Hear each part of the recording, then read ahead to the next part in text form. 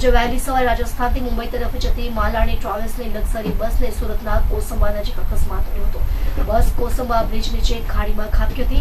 અંદર બેઠેલા 40 મુસાફરોના જીવ તાળવે ચોંટી ગયા હતા। મુસાફરોની ચીચિયારોથી વહેલી સવારે વાતાવરણ ગુંજી ઉઠ્યું હતું।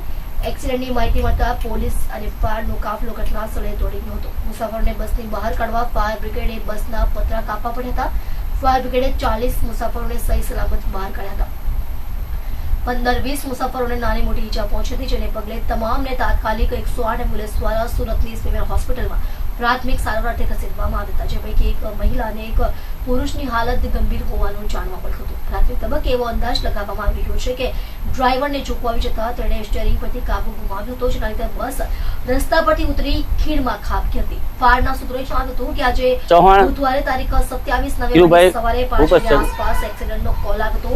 40 મુસાફરોને કેટલાક લોકો કેબિનમાં ફસાઈ ગયા હતા। તમે ક્યાંથી ક્યાં જઈ રહ્યા હતા? કઈ રીતે તમામ મુસાફરોને તમે કેટલો હાલ રજા પર? હું હાલ રજા ઉપર હતો, ગામથી આવી રહ્યો હતો ત્યારે રસ્તામાં મેં જોયું કે આ લક્ઝરીને આવી ત્યારે એક્સિડન્ટ થયું અને રોડની સાઈડમાં ઉતરી ગઈ અને પબ્લિકની બૂમાબૂમ જોઈ એટલે મારી ફરજમાં આવતો હતો ફાયર ઓફિસર તરીકે, સબ ફાયર ઓફિસર તરીકે કે પબ્લિકને મદદ કરવી જોઈએ, એટલા માટે મેં ગાડી સાઈડમાં લગાવી અને પછી હું તેમની પબ્લિકની સાથે મદદમાં ગયો અને 30 થી 35 માણસો હતા અંદર, એમાં 10 થી 15 માણસોને વધારે વાગેલું હતું, બધાને સેફટી મુજબ કાઢ્યા।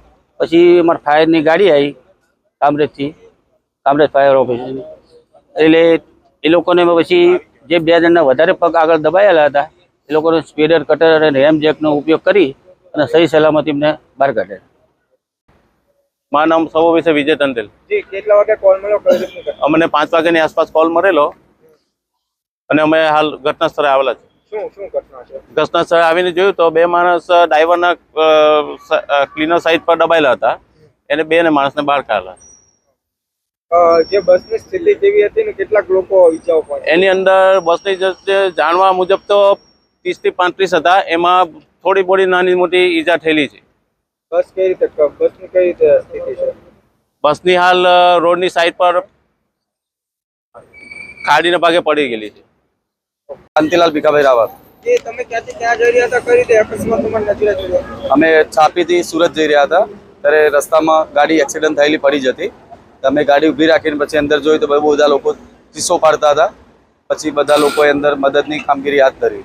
તમે કઈ રીતે એમ્બ્યુલન્સ ફોન કઈ રીતે કોલ કર્યો? મેં પહેલા 108 ને ફોન કર્યો, પછી 1033 પર ફોન કરીને 108 ને બોલાવી। કેટલાક લોકો ફસાયેલા હતા અને કેવી એમની ઈજાઓ હતી? 35 થી 40 લોકો ફસાયેલા હતા। કોઈના હાથ ભાગી ગયા હતા, કોઈના પગ તૂટી ગયા હતા, કોઈના માથામાં વાગ્યું હતું, કોઈના મોઢામાં વાગ્યું હતું, કોઈની કમર ભાગી ગઈ હતી। બહુ બધા લોકો ફસાયેલા હતા। છેલ્લે 2 જણ તો આગળ ફસાયેલા હતા, બંનેના પગ તૂટી ગયા હતા, એમને ક્રેન વડે બહાર કાઢ્યા।